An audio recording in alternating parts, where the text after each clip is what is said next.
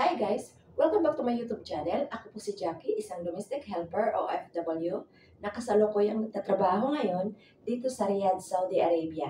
Ngayon, isang topic na naman ang i-share ko sa inyo para makatulong ako at makakuha kayo ng idea, lalong-lalo na sa mga first time na gustong magtrabaho dito sa ibang bansa bilang isang domestic helper o OFW tulad ko.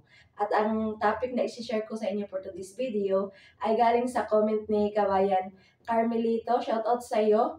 So, nag-comment siya sa previous ko na video about sa pagkuha ko ng financial assistance sa OWA. Ang sabi niya sa comment niya, distress ka siguro, paano naman yung hindi? So, isi-share ko sa iyo kabayan yung na-experience ko lang sa pagkuha ko ng aking financial assistance sa OWA at kung sino-sino yung makakakuha or qualified na kumuha ng financial assistance sa OWA. Nung nasa Bahrain kasi ako nagtrabaho, nagka-problema ako sa aking employer at bumalik ako sa agency. So nakapagtrabaho ako sa aking employer ng 1 taon mahigit at bumalik ako sa agency dahil sa nagka-problema ako sa aking employer. So nasabi ko na to sa previous ko na video. Kung gusto nyong malaman, puntahan nyo na lang yung channel ko at marami akong video na na-upload. Pwede niyong panoorin para may makuha kayong informasyon at makakuha kayo ng idea. So, nang nasa agency na ako, sinabihan ako na magtrabaho ako doon sa pamangkin ng manager ng agency. So, nag-try ako ng ilang beses at hindi ko siya nagustuhan. So, ang ginawa ko, nag-complain ako sa embassy. Nung pagkaalis ko sa unang amo ko, bumalik ako sa agency at nag-try ako ng ilang beses at hindi ko nagustuhan. So, nag-complain ako sa Philippine Embassy. Dahil yung mga sahod ko doon sa pinagtrayalan ko ay hindi rin binigay ng agency. So, nag-complain ako sa Philippine Embassy. Gumawa ako ng salaysay doon at kinomplain ko yung unang employer ko at saka yung agency kasi yung unang employer ko hindi rin siya nagbayad sa akin dahil may sahod pa akong kukunin sa kanila. So hindi rin nila binigay kaya nag-complain ako sa Philippine Embassy. So gumawa ako ng salaysay, ikunento ko doon kung ano ang nangyari at yung OWA, yung Polo OWA sa Bahrain, hinold nila yung mga kontrata ng agency para masettle yung problema about sa complaint ko. So pagka-hold ng mga kontrata, pinatawag ako ng Polo OWA dahil hindi sila makapagpaalis ng aplikante, yung agency. So sa madaling salita, na-stop yung pagpaalis nila ng aplikante. So wala silang choice kundi isettle nila yung problema or yung complaint ko. So binayaran nila ako lahat at nagpermahan kami doon sa Polo OWA. Kasi nung time na yon nag-extra pa ako doon sa Bahrain. Dahil patago-tago ako noon dahil hinahanap ako ng unang employer ko. At sinabihan ako ng staff ng Polo OWA doon na mag-report ka dito sa Philippine Embassy dahil nandito yung manager ng agency at babayaran ka nila kung ano yung hindi nila nabayaran. So, binayaran nila ako lahat sa mga sahod ko na hindi nila binigay, pati yung sa unang amo ko, lahat binayaran nila ako. At pagka tapos nun, pumirma sila at pumirma na rin ako. So, naayos na yung problema namin sa agency at yung Polo OWA, tinulungan nila ako na mabigyan ng referral. Yung agency rin ang bumili ng plane ticket sa akin para makauwi ako. So, yun ang nag-asikaso lahat ng mga papeles ko. Yun ang nagpa-exit sa akin. Yun ang tumulong na maka-exit ako sa Bahrain. Dahil wala na ako sa una kong employer ang agency ang tumulong sa akin. So, nung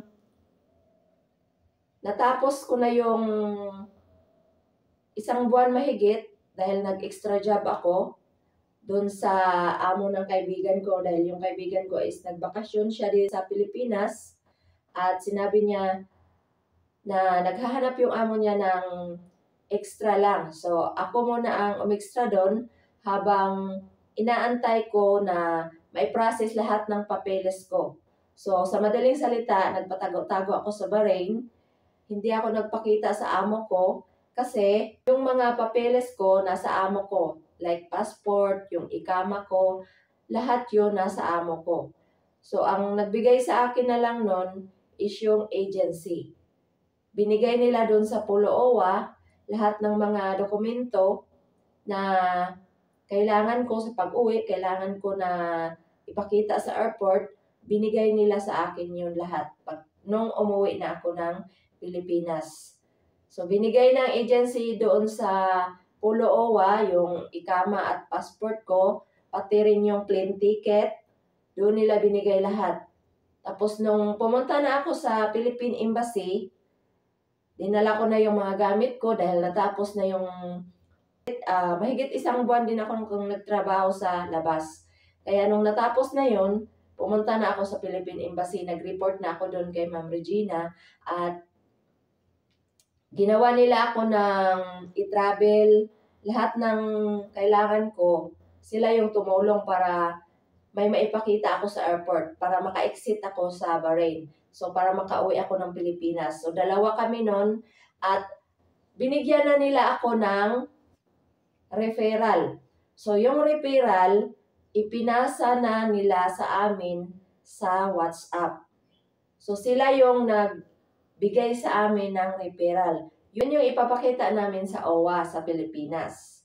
Dahil sinundo rin kami ng staff ng OWA sa Pilipinas, pinakita namin yung mga dokumento na hinahanap niya pagdating namin ng Pilipinas at siya yung nag-advise sa amin. So, kumbaga, inassist kami ng staff ng OWA.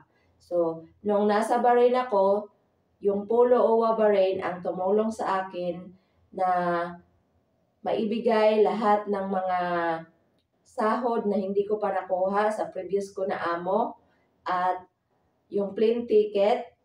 Sila yung nagsabi sa agency na kailangan akong bilhan ng plane ticket at kailangan isettle yung complaint ko. So, lahat yon tinulungan ako ng Pulo Owa. At saka yung referral, galing din yun sa Pulo Owa Bahrain. So, sila ang tumulong sa akin para makauwi ako ng Pilipinas. So, yun yung mga ginawa ko at na-experience ko nung nasa Bahrain pa ako nagtrabaho. So, kaya ko nasabi sa inyo at ikwinento ko sa inyo, in-explain ko sa inyo, share ko sa inyo yung experience ko para makakuha lang kayo ng idea. For example, makaka-experience kayo ng mga problema sa inyong pagtatrabaho sa Bahrain, may alam na kayo or may idea na kayo kung ano yung dapat nyong gawin. So, kaya sinishare ko sa inyo yung mga experience ko. Nung nakauwi na kami ng Pilipinas, nasa airport na kami, tinulungan din kami ng staff ng OWA, sinundo niya kami, at binigyan kami ng pagkain. Kasi dalawa kami nag-flight nun, yung kasama ko, taga Davao kasi siya. So, doon muna siya nag-stay sa OWA dahil pinaprocess pa ng OWA yung papilis niya papuntang Davao. Tulungan din siya ng OWA para makauwi siya ng Davao. Kasi tumakas lang din yun. Tumalon lang din siya sa pader para makapunta doon sa Pulo Owa. So, or sa Philippine Embassy. So, nauna akong umuwi at yung kasama ko, naiwan mo na siya doon sa OWA. So, nung pagka-uwi ko, mga 1 linggo siguro, punta ako doon sa Calamba dahil nasa Cavite pa ako nakatira dati at yung Cavite sakop ng Region 4A, Calabarzon. So, kailangan pumunta ako doon sa Calamba dahil doon ang opisina ng OWA. So hindi naman kasi ako pwedeng pumunta sa OWA sa Pasay dahil hindi naman siya sakop ng Region 4A. Kung saan kasi ako sakop, doon din ako pupunta. Doon din ako magre-report. So pumunta ako ng Calamba at ipinakita ko doon sa staff ng OWA yung referral, yung passport ko, yung boarding pass, at in-interview nila ako. So, lahat ng requirements na hinahanap nila nung time na yon, ipinakita ko sa kanila. Kailangan, isa kang distress o FW. So, napauwi ka ng biglaan, nawalan ka ng trabaho, yun ang makaka-avail or qualified na makakatanggap ng OWA Financial Assistance. Based lang yan sa aking experience. Dahil binigyan ako ng referral ng Polo OWA Bahrain, kaya ako nakakuha ng 20,000 pesos. Balik Pinas, balik hanap buhay. Sa nangyari sa amin, na nakauwi kami ng biglaan dahil nagka-problema kami sa aming mga employer, kaya nabigyan kami ng chance na makakuha ng 20,000 pesos galing sa OWA. So, yun yung sagot ko sa tanong mo, kabayan. Kasi, distress kasi ako, kaya ako nakakuha ng financial assistance. Pero, kung wala akong referral galing sa Polo OWA Bahrain, wala din akong makukuha sa OWA sa Pilipinas. Yun ang tumulong kasi sa akin. Polo OWA Bahrain. Binigyan nila kami ng referral para makakuha kami ng financial assistance galing sa OWA. Kasi active member kami. Kung hindi kami active member, siguro ang makukuha lang namin is nasa 10,000 pesos lang. Chinek kasi nila sa computer, nakita nila na active member ako, so binigyan nila ako ng 20,000 pesos. Yun kasi yung rules ng OWA din. Kapag hindi ka active member sa OWA, ang makukuha mo lang kung may referral ka is nasa 10,000 pesos below. Pero kung active member ka at nakita nila na may referral ka, bibigyan ka nila ng 20,000 pesos na financial assistance. So, yun yung roles ng OWA.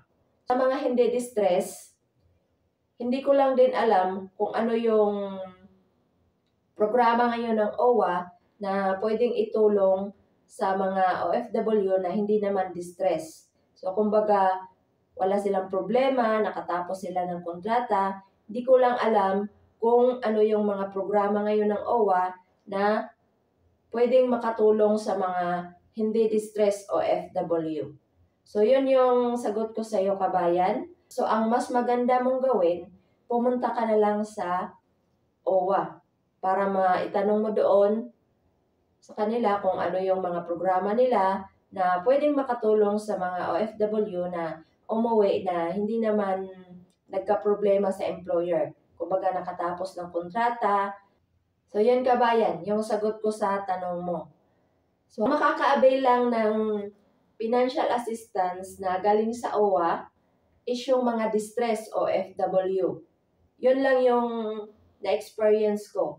Kasi ako ng list of requirements at ang nakasulat doon, yung financial assistance na 20,000 pesos ay para sa mga distress OFW. Yung mga nawala ng trabaho, biglaan nakauwi dahil sa mga kaguluhan na nangyari sa bansang pinagtatrabahuan, yun yung mga mabibigyan ng financial assistance na 20,000 pesos. Ewan ko lang kung yung mga hindi distress ay mabibigyan ba ng tulong pinansyal galing sa OWA. So, ang mas maganda mong gawin, kabayan, punta ka na lang sa OWA at itanong mo sa staff ng OWA kung ano ba yung makukuha mo kung halimbawa nakatapos ka ng kontrata at hindi ka naman nagka-problema sa iyong employer. Kung may mga programa ba sila na pwedeng makatulong sa mga OFW na nakatapos ng kontrata. So, yun, kabayan, yung explanation ko at sagot ko sa tanong mo. Sana na-satisfied ka at nakatulong ako. At shoutout din kay Clarice na papunta rin siyang Bahrain. Shout out sa iyo kabayan, salamat sa iyong panonood. Kasi nag-comment din siya, ate, papunta po akong Bahrain. So ang lugar na Bahrain kabayan, maganda at open country siya. Maraming mga Pilipina dyan at Pilipino. Maraming mga Pinoy dyan sa Bahrain. Nagtatrabaho sa mga hospital, sa mga mall, sa mga palaruan. Maraming mga Pilipino dyan. Kahit saan ka magpunta dyan sa Bahrain, maraming mga Pilipino dyan sa Bahrain. So kahit sa Manama ka magpunta, yan yung lugar na pasyalan ng mga Pilipino. Marami ding mga Filipino food dyan. At may Filipino store din dyan na pwede mong mabilhan ng pagkain Pinoy. So may kamahalan lang kasi pag i-convert mo siya sa pera sa Pinas, mahal talaga siya. Pero kung gusto mo talagang bumili dahil nag-crave ka, pwede kang pumunta dyan sa Manama or pwede kang mag-order online. So maganda yung Bahrain kabayan. So yun lang yung explanation ko sa tanong mo kabayan. Marami akong nabasa sa comment na kung active member ka ba ng OWA, makatanggap ka ba pag natapos mo yung kontrata, makatanggap ka ba ng financial assistance galing sa OWA.